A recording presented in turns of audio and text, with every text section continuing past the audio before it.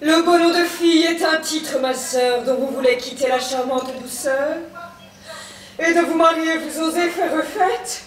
Ce vulgaire dessein vous peut monter en tête. Oui, ma sœur. Ah, ce oui, se peut-il supporter? Et sans un mal de cœur, saurait-on l'écouter? Qu'a dans le mariage en soi qui vous oblige, ma sœur. Oh mon Dieu, fille. Comment?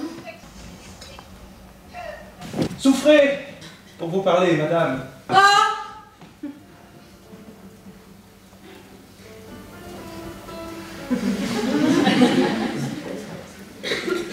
Tout beau, gardez-vous de m'ouvrir trop votre âme.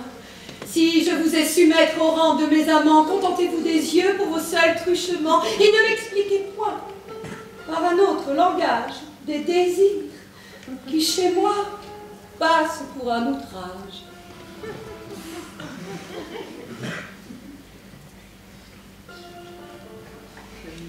Aimez-moi. Une pauvre servante, on m'avait dérestée, qui de ce mauvais air n'était point affectée. Et voilà qu'on la chasse avec un grand fracas. À cause qu'elle manque à parler, vos jeux-là. Je vous le dis, ma sœur, tout ce train-là me blesse. Car c'est, comme je dis, à vous que je m'adresse.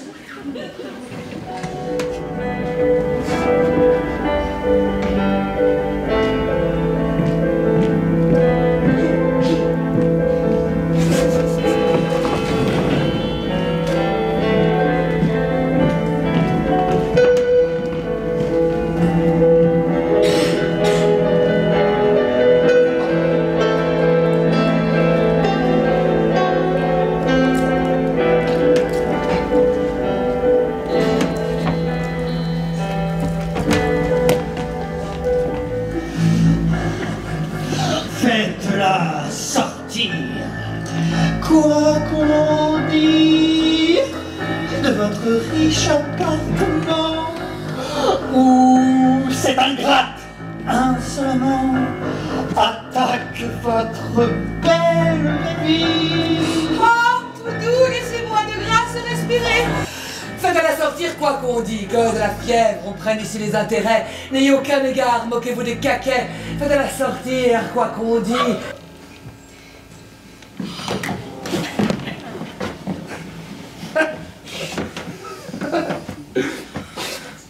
C'est une balade. Et je veux que tout net, vous... Avez-vous vu certains petits sonnets sur la fièvre qui tient la princesse Uranie? Oui, hier il me fut lu dans une compagnie. Vous en savez l'auteur? Non, mais je sais fort bien qu'elle ne le point flatté, son sonnet ne vaut rien. Beaucoup de gens pourtant le trouvent admirable. Cela n'empêche pas qu'il ne soit misérable. Et si vous l'avez lu, vous serez de mon goût. Je sais que là-dessus je n'en suis point du tout et que d'un tel sonnet, peu de gens sont capables. Me préserve le ciel d'en faire de semblables. Je soutiens qu'on ne peut en faire de meilleur.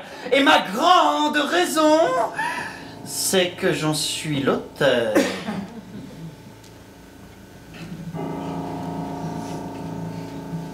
Vous...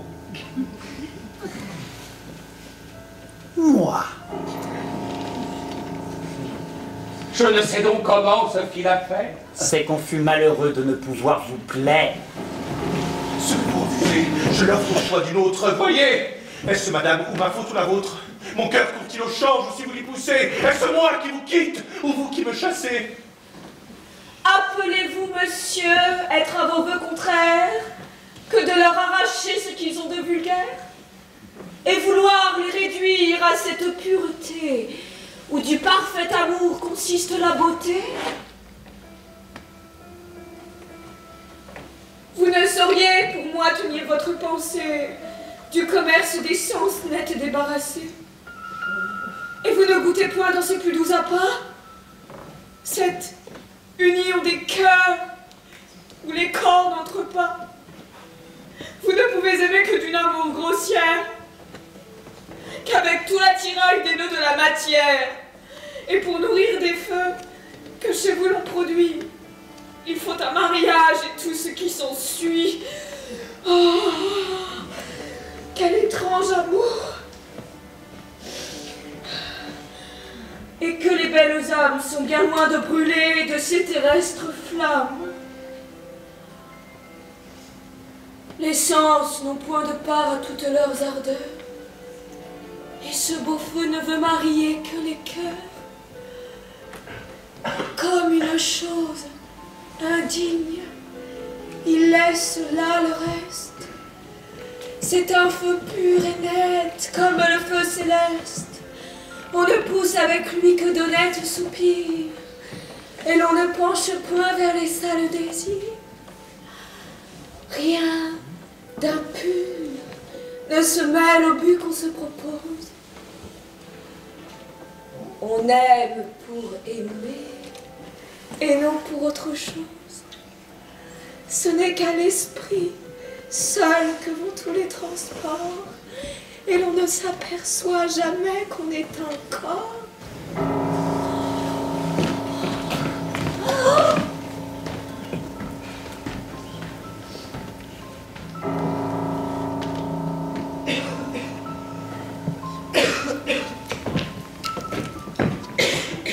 C'est sur le mariage où ma mère s'apprête que j'ai voulu, monsieur, vous parler tête à tête.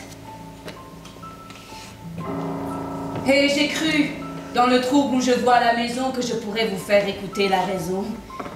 Je sais qu'avec mes vœux, vous me jugez capable de vous porter en dot un bien considérable. Mais l'argent, dont on voit tant de gens faire cas pour un vrai philosophe, a d'indignes apparts.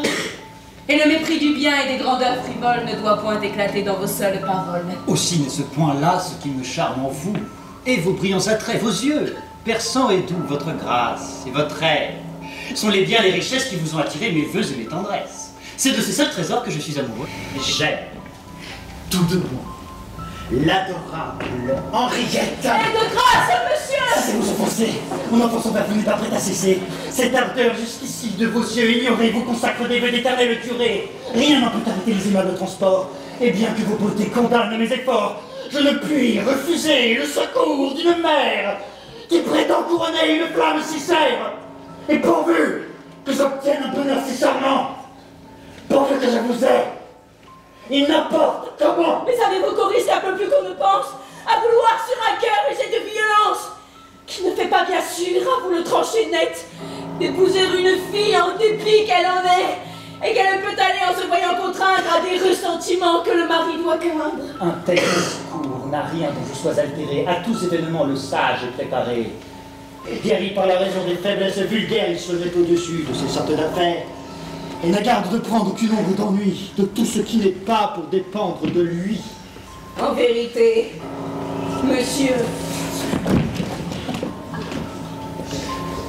Je suis de vous ravie, et je ne pensais pas que la philosophie fût si belle qu'elle est.